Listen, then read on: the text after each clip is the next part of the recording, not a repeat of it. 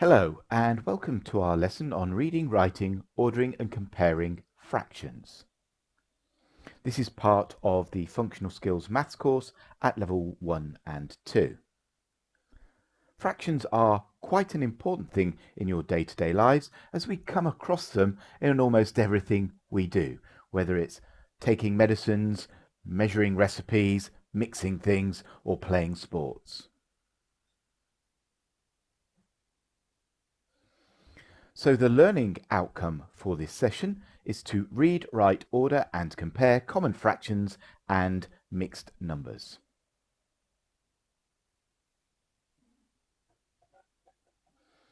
How does this link to things we've done in the past in previous videos?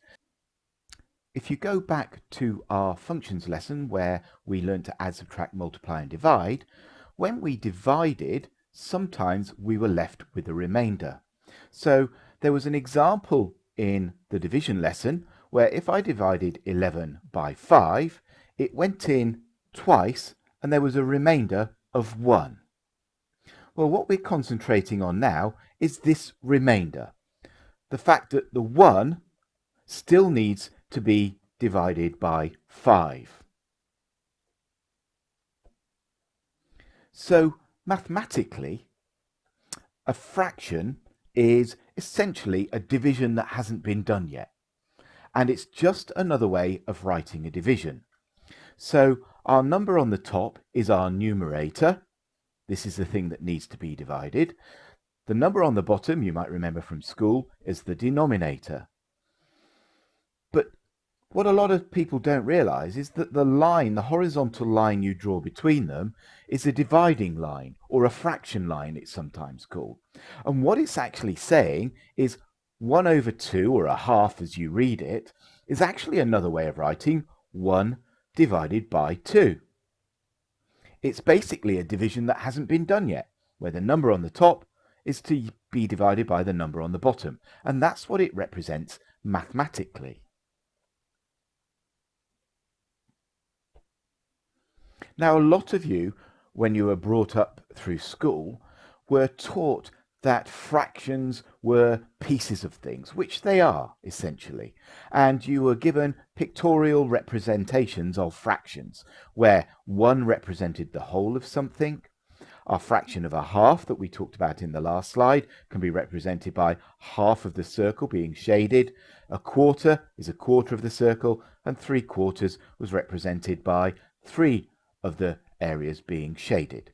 Now notice the number on the bottom, the denominator, is the number of parts that something's divided into. So here on a half, it's divided exactly into 2. And here for a quarter, it's divided exactly into 4. So these denominators divide whatever it is into exact amounts, either 2 exact amounts or 4 exact amounts. So what this leads to is this situation where the denominator, the 2 for a half or the 3 for a third, is dividing something into 2 exact amounts or 3 exact amounts or 4 exact amounts. So what that means is the bigger the denominator, the smaller the parts you're going to receive. So when you look at this lovely coloured diagram, a half is much bigger than a tenth because a half only divides it into 2, where a tenth divides it into 10. So a tenth is this small bit here, but a half is this big piece here.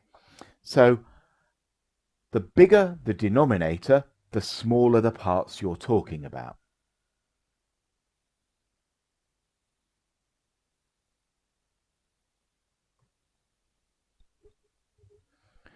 So let's do some basic practicing of visualizing fractions, and this can be something that comes up in exams. So the denominator 5 divides something up into 5 exact parts. So if you're interested in shading 3/5, you would shade 1, 2, 3 of the parts of this shape. Here, when we've divided something into a quarter, we have 4 exact parts for our circle, so we've divided it into 4 exact parts, and we're interested in one of the parts for our numerator. So our numerator tells us what to shade, our denominator tells us how many parts to divide something into.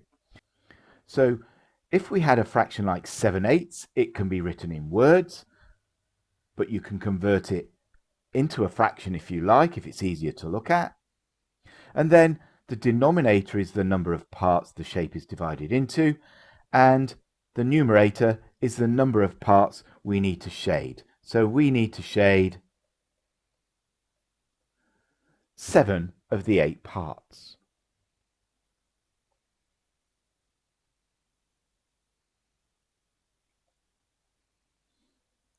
Now, visualizing fractions actually helps us to understand the mathematics behind fractions. So, for example, we have 4 circles here who all have exactly 1/2 of the circle shaded. But what we've done is we've divided the circle into different numbers of parts. So the red one is divided into 2, the blue one divided into 4, the yellow into 6, and the brown into 8 parts. Now, if we look at this one on the left, we have 8 parts, which is our denominator, and 4 of the parts are shaded. Now, we can see colouring in-wise that it still represents a half. Now, there's something in mathematics called simplifying that allows us to simplify a fraction down to its lowest terms. So if I divide both the numerator and the denominator by 4, I end up with a half. So I divide 4 by 4 to get 1, and I divide 8 by 4 to get 2. And what this tells me is that the fraction 4/8 is exactly the same fraction as 1/2, because we have one of our 2 pieces shaded. Let's look at the yellow circle. So it's divided into 6 parts, and 3 of the parts are shaded. Now, in this situation, if I divide the numerator and the denominator by 3, because 3 goes into both of them, and what I do to one I have to do to the other, 3 divided by 3 gives me 1, and 6 divided by 3 gives me 2. So 3/6, when it's written in its lowest terms, in other words, divide the top and the bottom by the same number, you get a half. And as you can see visually, 3/6 is the same as a half. And finally, our blue circle, which has a numerator of 2 and a denominator of 4. In other words, 2 blue shaded parts, and it's divided into 4 equal parts. This time, if I divide the numerator and the denominator by 2, because I know 2 divides into both of them, and whatever I do to one, I do to the other. So 2 divided by 2 gives me 1, and 4 divided by 2 gives me 2. It shows you that the fraction 2/4 is exactly the same fraction as a half, and this is called simplifying a fraction.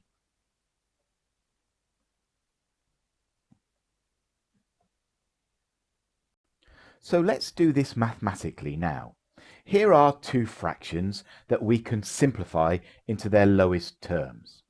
So when I look at 6 and 9, I'm looking for factors of 6 and 9 that they have in common. Well, I know 3 goes into 6, and I know 3 goes into 9. So if I divide both the top and the bottom by 3, I end up with 2/3. So the lowest terms for the fraction 6/9, simplified, is 2/3. Let's look at the next fraction, 8/12. I know that both 8 and 12 are divisible by 2, but I also know that they're divisible by 4. But it doesn't really matter which one you divide them by. So let's just start and say, I know that they're both divisible by 2. So if I divide both of them by 2, I end up with 4/6. And again, when I look at 4/6, I know they're both divisible by 2 to give me 2/3. So the fraction 8/12 is exactly the same as the fraction 2/3, and we've simplified it. What I was saying earlier is that if you had 8 over 12 and you could see that 4 goes into both of these, instead of doing 2 steps, you could actually do the simplifying in 1 step.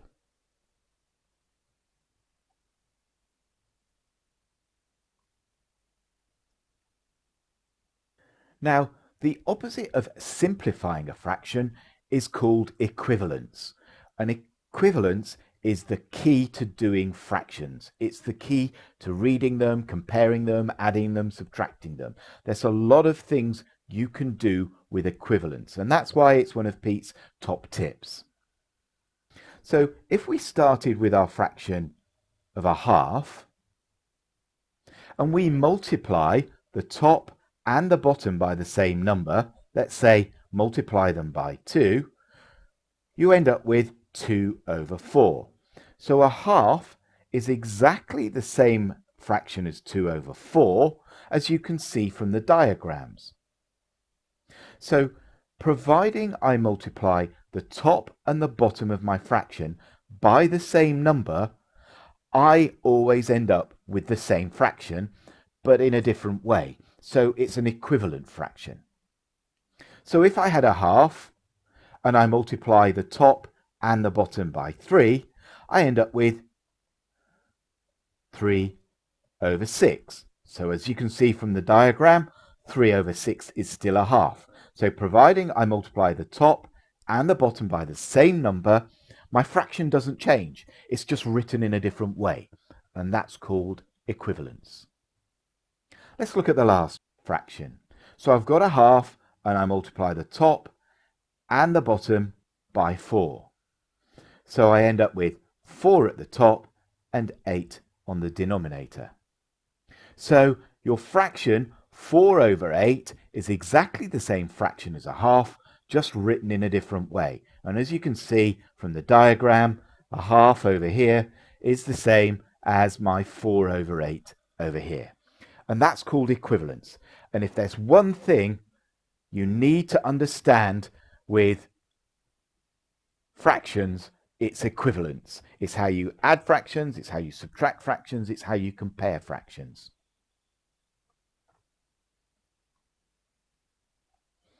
So let's start off gently. And I'm going to ask you to write 2 equivalent fractions for these 2 fractions. So we've got 2/5 and 3/7.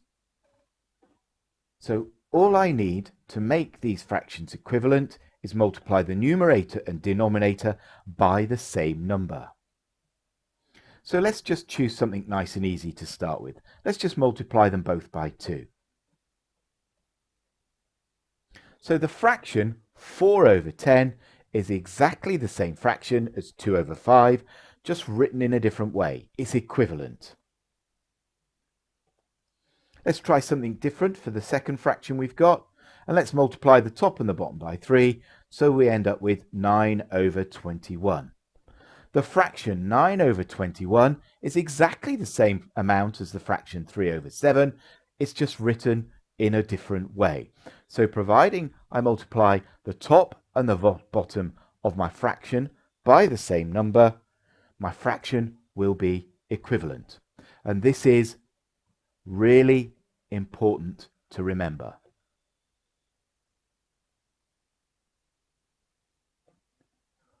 What this equivalence allows me to do is to go away and compare fractions.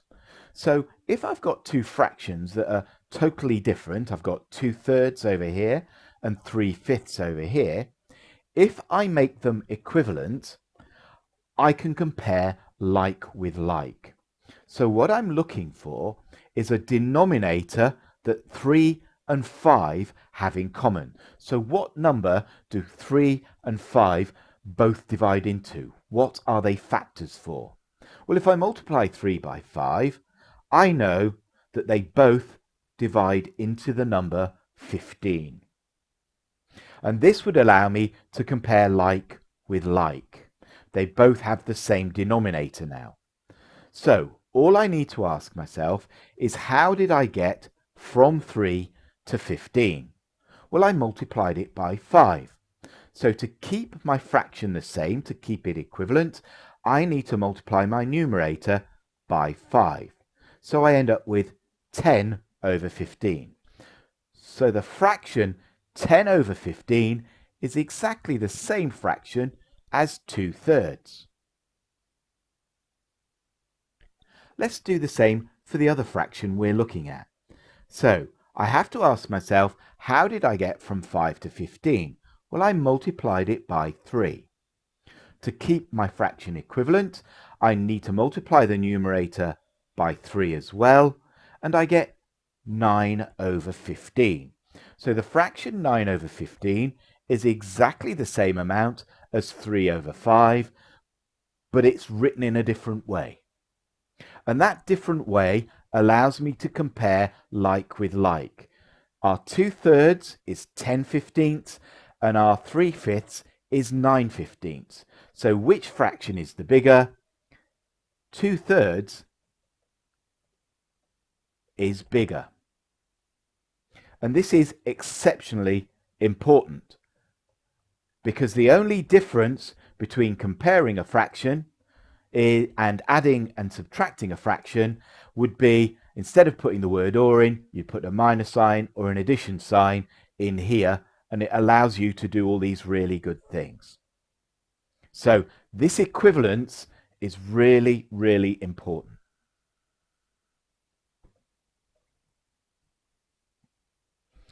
Here's an exam style question for you to have a go at.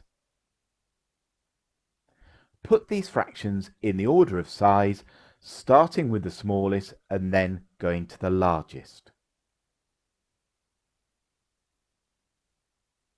Give it a go and see how you get on. Okay, so in order to compare these things, we need the denominator to be the same, called a common denominator. Now, we're looking for a number that 3, 4 and 8 are all factors for. So if you start with your biggest denominator, 8, then we have multiples of 8 of 8, 16 and 24. So just ask yourself, which of these numbers does 4 divide into? Well, 4 goes into 8, 4 goes into 16 and 4 goes into 24, as you would expect, as 4 is a factor of 8. But 3 is more problematic, so we're looking for a number that 3 also divides into.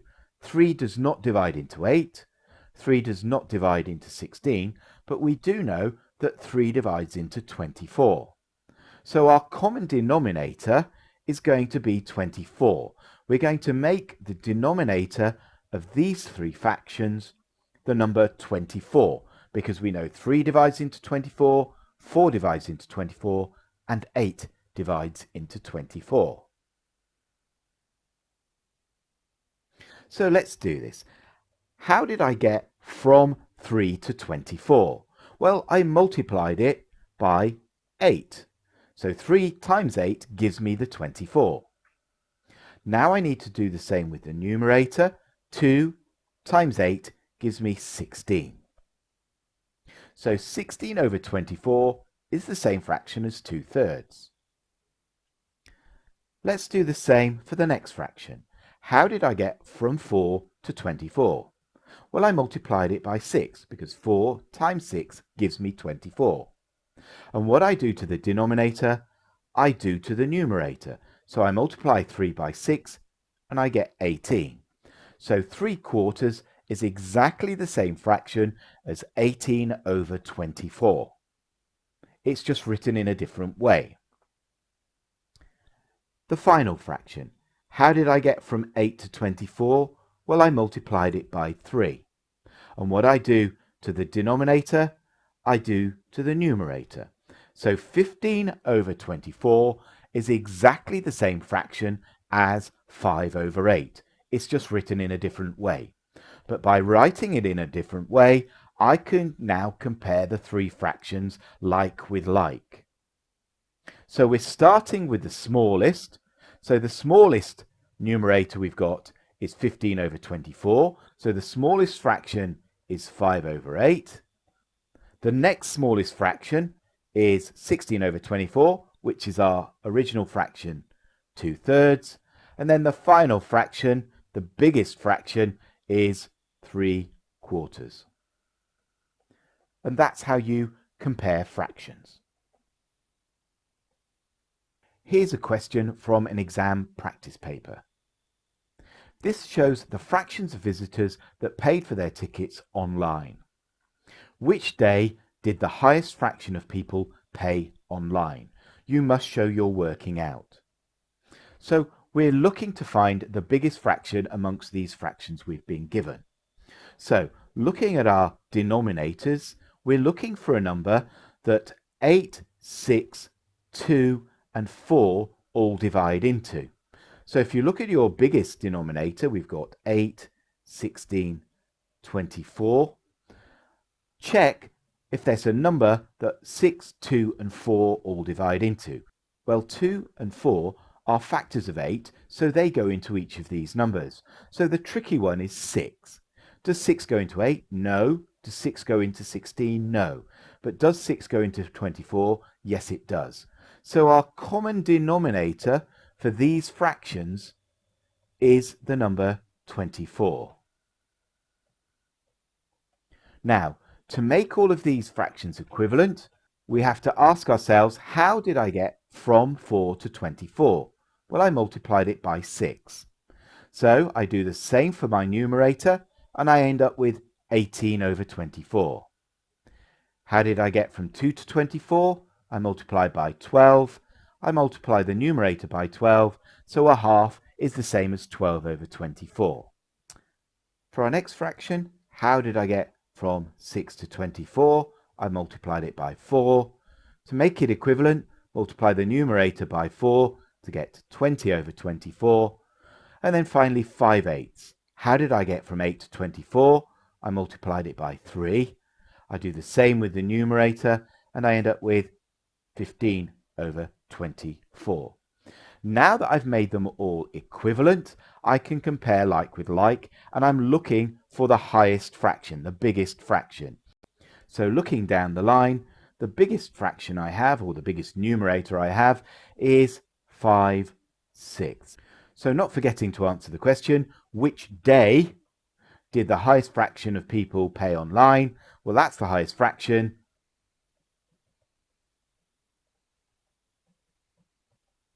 And the answer is Wednesday.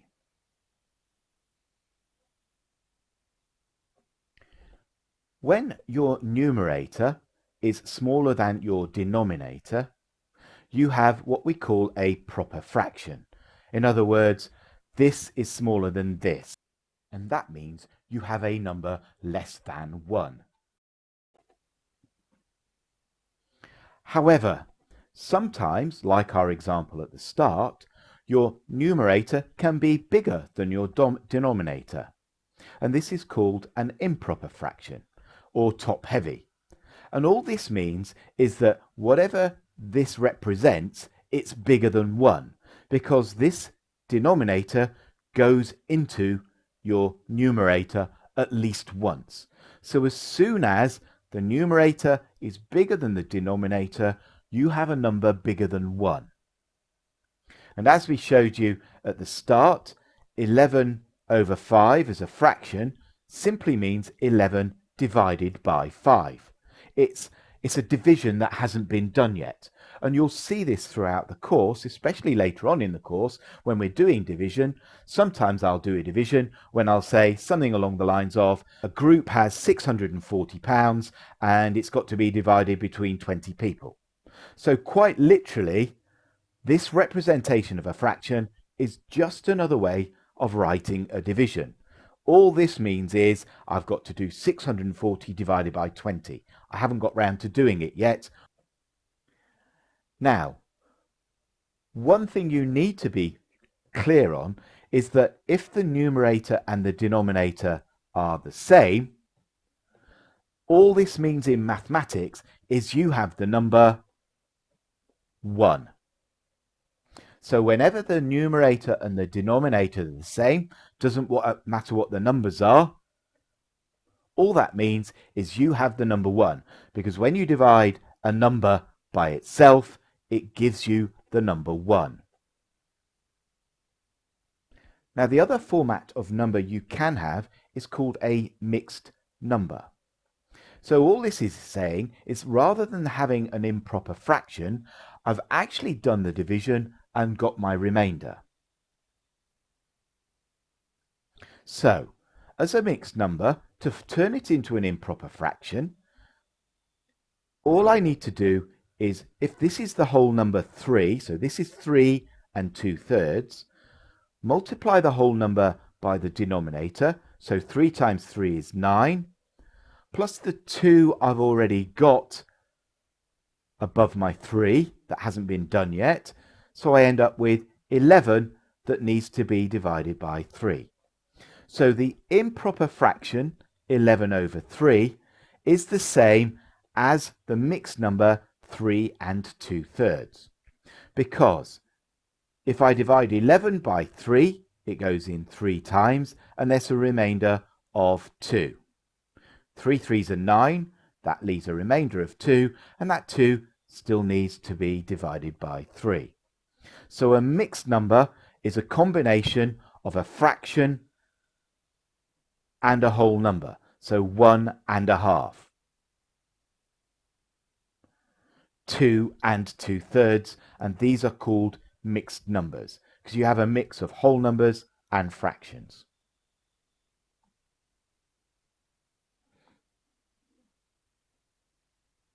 Now let's have some practice at switching between improper fractions and mixed numbers. So if you have a mixed number of 1 1/4, how do I turn it into an improper fraction? All you need to do is take the denominator and multiply the whole numbers by the denominator. So 4 times 1 is 4. Plus the 1 I've already got is 5, and that needs to be divided by 4. So the denominator doesn't change. Let's try going from an improper fraction back to a mixed number. So if I divide 11 by 2, I know it goes in 5 whole times, so 5 is our whole number. 5 times 2 is 10, so there's a remainder of 1 that still needs to be divided by 2. So 11 over 2 is the same as 5 1/2.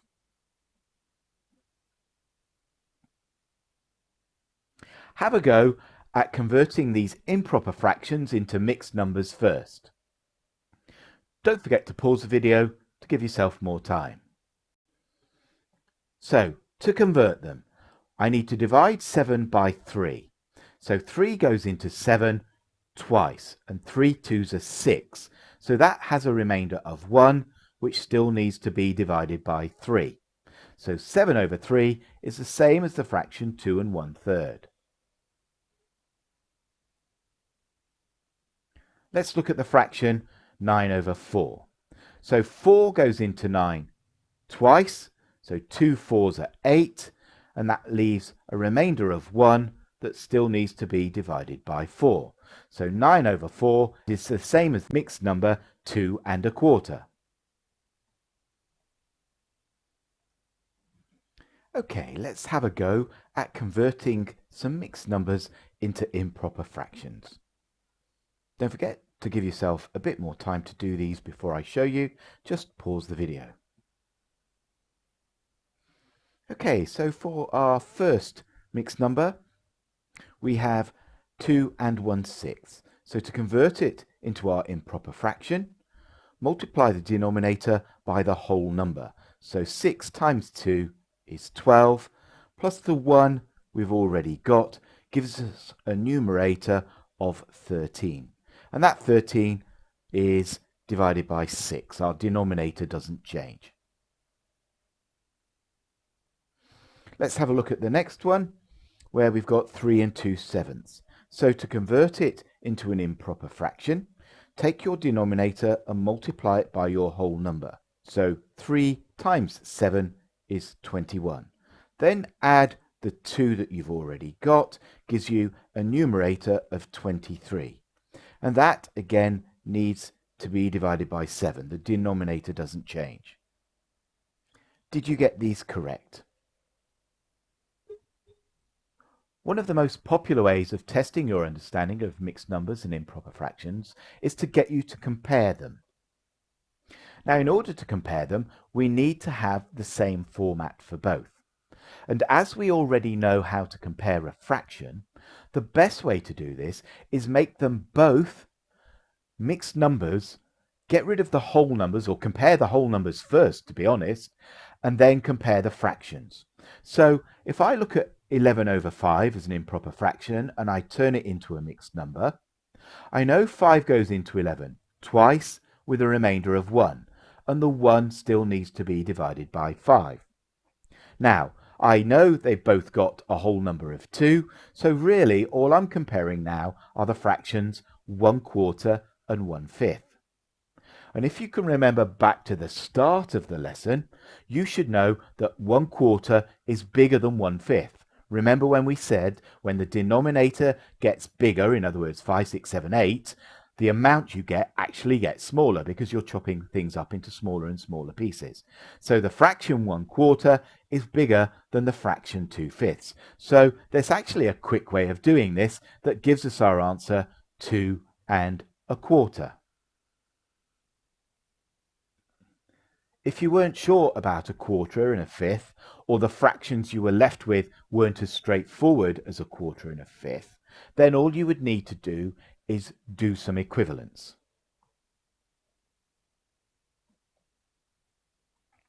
So here are a couple for you to have a go at. Okay, which is the bigger amount? 1 2/3 or 7 over 4? Start by making both of the numbers mixed numbers, so we can compare the whole numbers first. So 7 divided by 4 is 1, and there's a remainder of 3. And the 3 still needs to be divided by 4. So I've got 1 2/3 and 1 3/4. Now sometimes you'll get fractions that you'll recognize, and as the course goes on, you will know what 2/3 is relative to 3/4 when we come on to decimals. But for now, let's just compare the fractions. Because the whole numbers are both 1 for our mixed numbers, all we're going to compare is 2/3 and 3/4.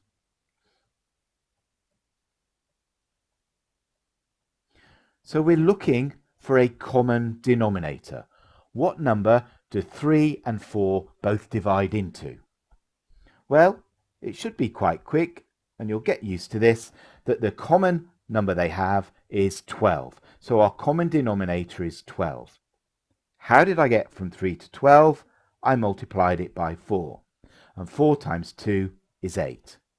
How did I get from 4 to 12? I multiplied it by 3. So 3 times 3 is 9. So 3/4 is the bigger amount. So the bigger fraction, or the bigger amount, is 7 over 4. The next question, which is bigger, 2 5/6 or 8 over 3? Now, as we said, the quickest way to do this is to check the whole numbers because it might save you a lot of work. So 3 goes into 8 twice, and it's got a remainder of 2. And that 2 still needs to be divided by 3. So I've converted my improper fraction into a mixed number. And lo and behold, it has a whole number of 2, as does this. So now what we're down to is comparing 5 over 6 with 2/3. Which is the bigger number? We're looking for a common denominator, or something they both have in common. And quite quickly you can see they both divide into 6. 6 goes into 6 once, so it doesn't change. So the fraction 5/6 can stay the same. However, we need to make 2/3 equivalent. So to get from the 3 to the 6, I multiplied by 2. And what I do to the denominator, I do to the numerator. So I end up with 4 over 6. So the bigger fraction is 5 over 6, meaning that the bigger fraction is 2 and 5/6.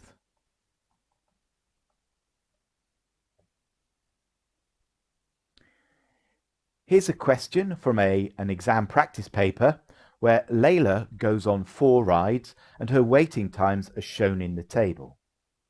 They want us to order the rides in the time of waiting, starting with the shortest.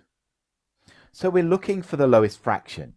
Well, these are proper fractions, so they're both below 1 hour. So these are the longer waits. So we're looking for the lowest number between 3/4 and 2/3. So just for practice really, let's compare the two. And we're looking for a common denominator, a number they both divide into. And that's 12. 4 and 3 both divide into 12. So 3 goes into 12 4 times, so I've multiplied by 4 and it gives me 8/12. It's the same as 2/3. We do the same with the 4. We've multiplied it by 3. We multiply the numerator by 3 and we get 9/12. So the smallest value is this one. So if we were going to put them in order,